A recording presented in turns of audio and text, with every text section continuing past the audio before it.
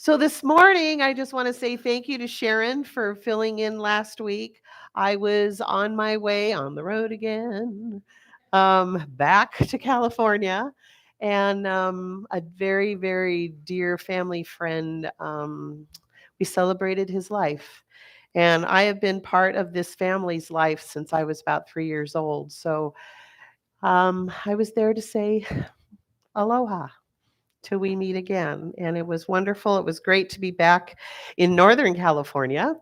And it was just a wonderful, wonderful trip and being able to share with this beautiful family. And so on my way back, I was thinking about all the roads that we travel in our life.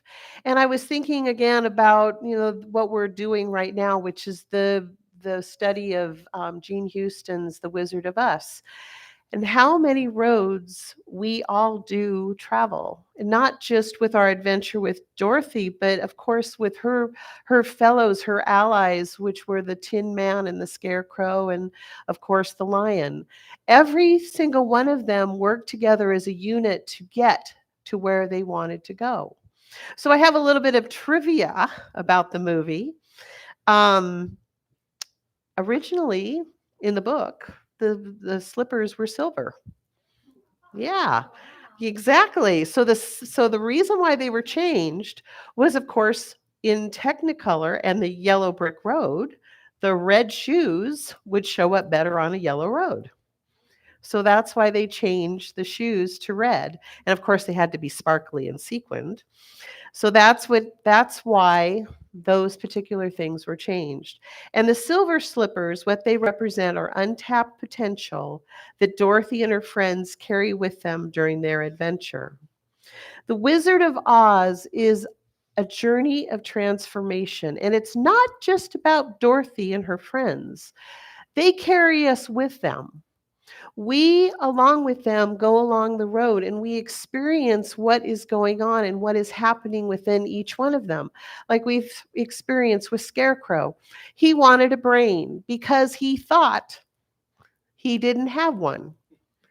And yet he was the most logical of the three, of the four. He was the one that was always looking at things in a perspective and going, well, you know what? If we do it this way, maybe it'd work. Not bad for somebody who doesn't have a brain. Then, of course, we have the Tin Man, who, of course, was hollow inside, but yet he was compassionate and he was caring.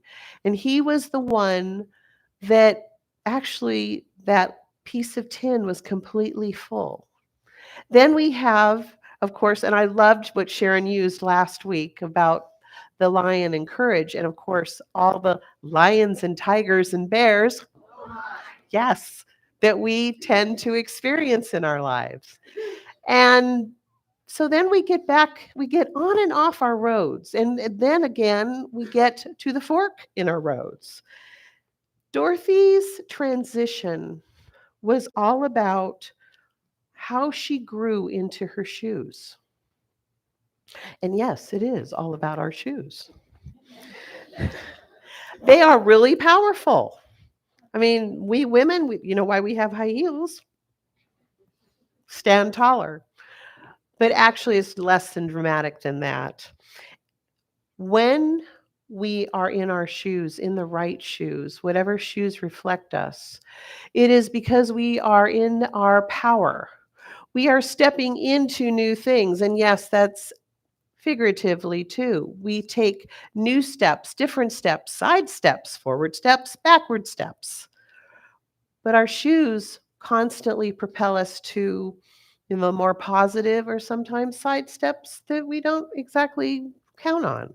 So Ernest Holmes said, there is something right within you and within me that is awaiting expression, and that what we must learn to do is to get out of the way and let it express itself, withdraw to ourselves, receive and distribute this spirit.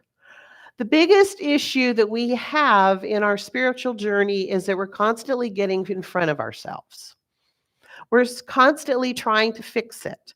We're constantly trying to make it better. We're trying to predict what's going to happen so that we can beat it to the punchline. When really spirit God energy that is moving for us wants to say, come with me. I'll guide you. You don't have to feel like you have to get there ahead of me because you're just going to be sitting there anywhere wondering what's going on. So, what we do is we say, okay, I'm going to take my baby steps. And I know that causes a lot of patience, which some of us don't always have. Ernest studied this wonderful man called Emerson, and he studied the philosophy because he wanted to know more about what spirit was within each one of us. Emerson called it transcendentalism, and that means that all beings are divine. A lot like science of mind. We look at life where we are all interconnected, where nature and us are one. We are part of it as it is part of us.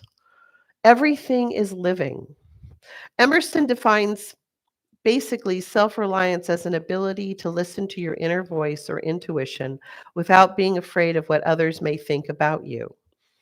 Emerson thinks this is the only way to do anything great. So, what he's saying is self reliance. When you have that trust in your ability of that inner voice, of that inner intuition, and you're not afraid to be who you want to be.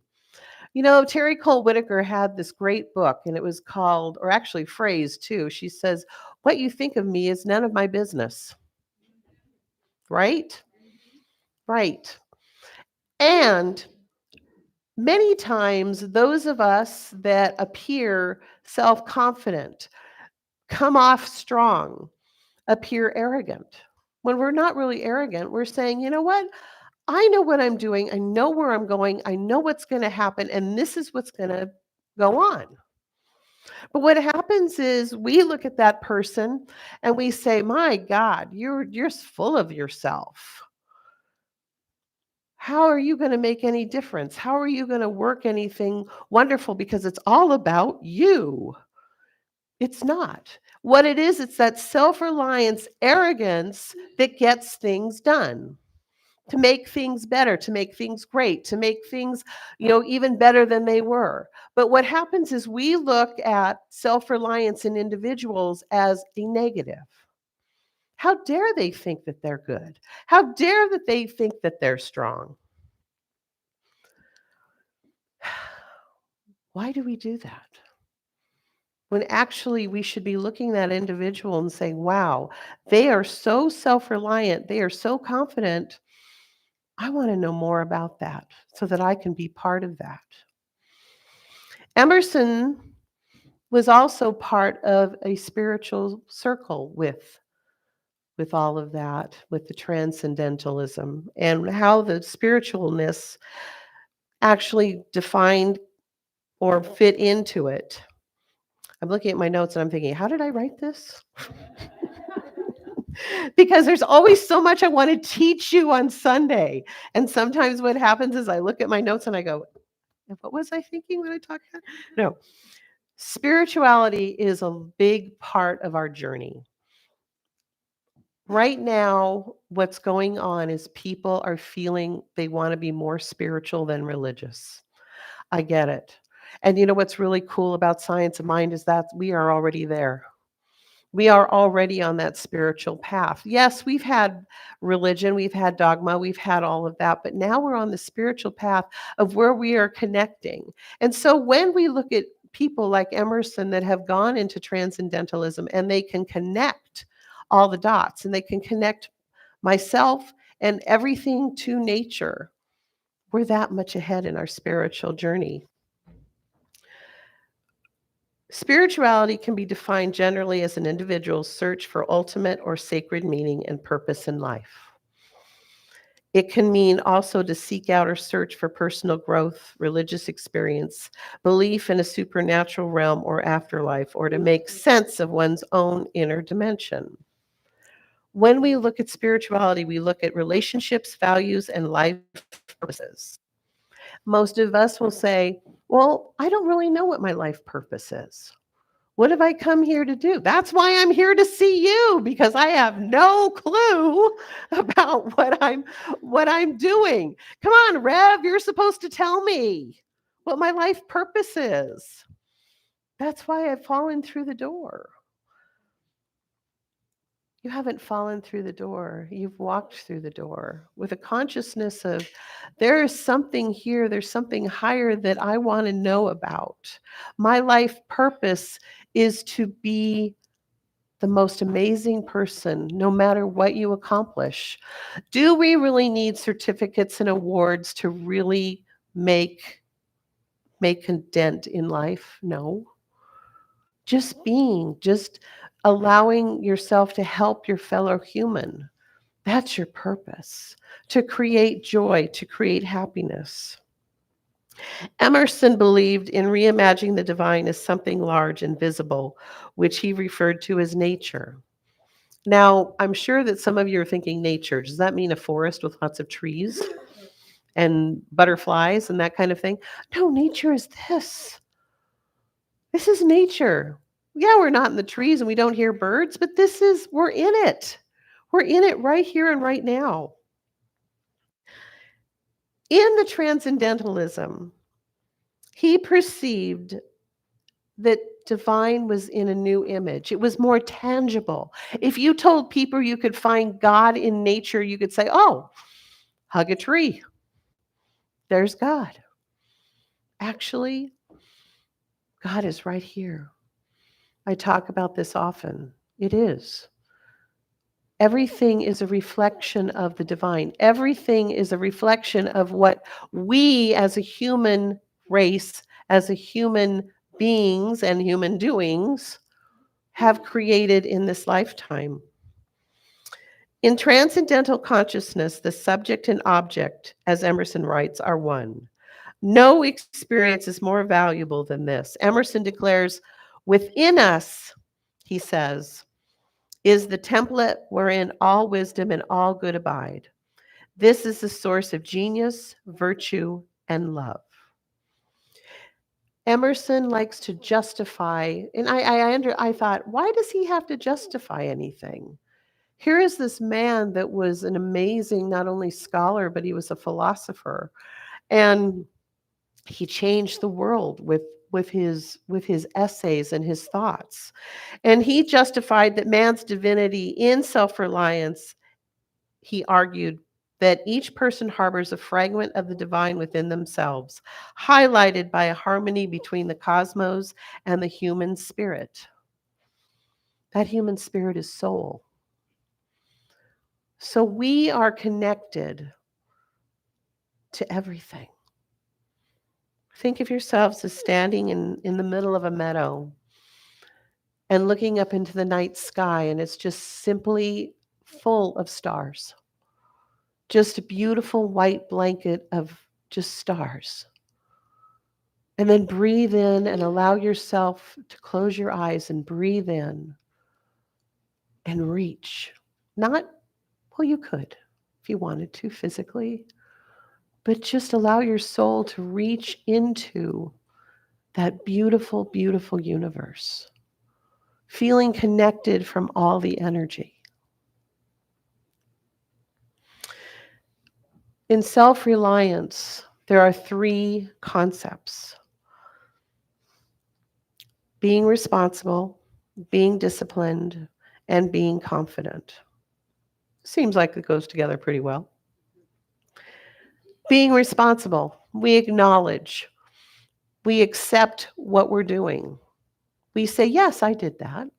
Yes, I can do that. Being disciplined, that we use it as a spiritual practice, that we do it over and over, and that we do it with joy. We are disciplined. And being confident. Yes, I can do this. Now, here are the barriers of being self-reliant, and I'm sure you're all very familiar with these. Conformity and relying on the past. We tend to want to go into the past a lot. Why? Why is it that we want to reach behind ourselves and bring all that forward? Because it's familiar, because it's safe. What would it feel like if you just pushed it all away and said, okay, let's see what happens? And you trusted yourself and you trusted what is going on. What happens is when we don't trust, we're actually in our ego, which I call edging God out. A lot of self-reliance is based on common sense. It's based on what our intuition is. And our character Dorothy was a great and wonderful example of self-reliance. Because at the beginning she's a bored farm girl, and she's learning to get, over the rainbow, because something obviously has to be better. I'm sure many of us have been there. I know I have. I can remember when I lived in California, I would drive back from wherever I was, and I'd see the hills that were leading here to Arizona, and I'd think, I wonder how long it's going to take me to get over those hills and to where I want to be. I loved what I was doing. I loved where I was at, but yet there was this yearning that I knew that there was something more over those series of mountains. Boy, did I know what I wasn't asking for. I got what I asked for. And like Dorothy, she was caught up in a whirlwind and everything and all this crazy stuff, and her life completely changed. What happened is, when we have change, that means that we're starting to outgrow what's going on around us. And isn't it interesting that when we get those yearnings of looking past wherever we're at, we're going, there's this part of us that says, yeah, I want that. I want more. So something is calling us, something is saying, I want to be my higher good. I can remember as a little girl too that one of my favorite shoes was Mary Jane's. I loved wearing Mary Jane's. Well, my mother loved saddle shoes. Yeah, and I was the fashionista, of course, as a little girl. And saddle shoes just don't go with dresses and bows. I wanted Mary Jane's and, of course, the white ruffled anklets. Thank you. Yes. And that's what I wanted. Well, my mom was really hoping that I would go into saddle shoes. So I was so afraid that she'd put me in these saddle shoes that I waited until my foot could barely get in the Mary Janes, because I was so afraid that I would never get another pair. She finally caught on to what was going on, and she gave me my Mary Janes. Thank God I never had to wear the saddle shoes. Well, actually, I did for a brief and shining moment, but I outgrew those shoes. And what happened with Dorothy in our adventure is she also started to outgrow, or actually she grew into her shoes. In the beginning of the movie, she's stuck with them. But really what happens is she's been given an adventure, she's been given a task. And so throughout this whole movie, we're watching her grow in to these shoes. And by the end, her hair is no longer in braids. It's down and it's in a bow. And she's leading the pack. She's moving forward. She's saying, okay, let's get going. And she's taking her heart, her mind, and her courage and moving forward. Something we do in the science of mind is we know that our highest good is right there in front of us. In this thing called life, it's called God is life, not some life, but all life. God is action, not some action, but all action. God is power, not some power, but all power. God is pure spirit, filling all space. That is why we refer to it as my life right now. My life right now. We claim it. Dorothy's story shifted and changed. And she was also a very compassionate person. In the end, you kind of get this spark of maybe she wasn't so nice and she took a bucket of water and threw it. Well, she threw it to help her friend, the scarecrow, but it actually landed on the witch. And all of a sudden, she began to melting. And she became just a hat and a broom. And Dorothy was quite upset about this. I didn't mean to kill her. And everybody else is like, yes, you did. It's great. And you kind of think, what? How could they have that reaction? But what happened is all of that negative melted away. So now they were all able to embrace a new beginning, a new start. So Dorothy takes the broomstick along with her companions and they walk towards the Emerald City, go back to the wizard to claim what they all came for, a heart, their mind, and their courage. And what happens is that we realize that actually their story is telling us we've had all these things all along. We just have to awaken to it. We have to allow our lives to shift and change and be open to it.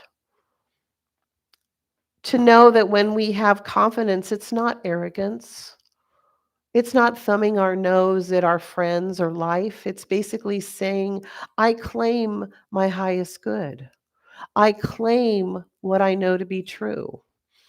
I claim what's going to make it better for not only me, but everyone else.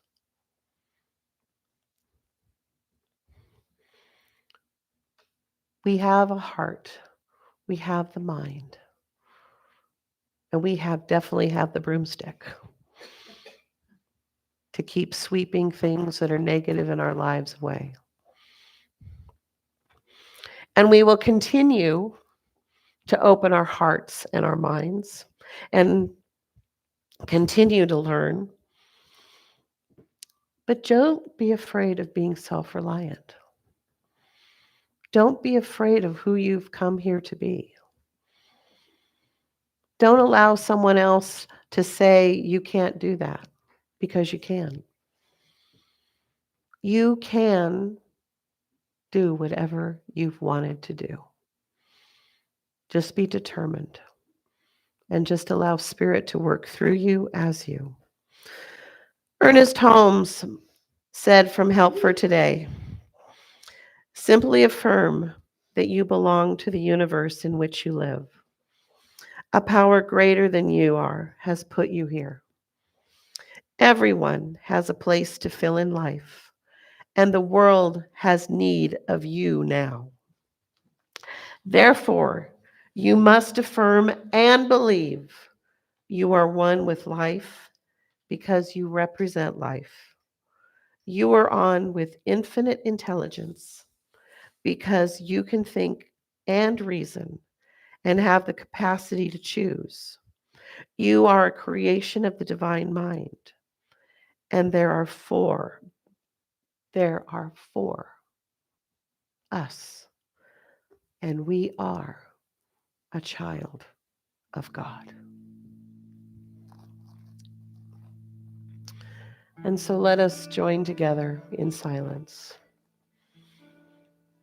knowing that we are this beautiful child of God, this beautiful child of spirit, whatever we want to claim it as. That as we claim this beautiful child of God, this beautiful human being and human doing, that we can make things great, that we can make things better, that together we are a unified human existence, that we all want the same things of peace, harmony, and love. And knowing, like Dorothy, there is no place like home, which we know is being with that spiritual center, which is God, right where we are. And so it was with grateful that I just say thank you, God, for this experience this morning. And as we move forward in our world and move forward in everyday life, knowing that whatever comes at us, we know that God is right where we are and right where they are. Just so grateful for all that is and all that will be. As together we say, and so it is. Amen.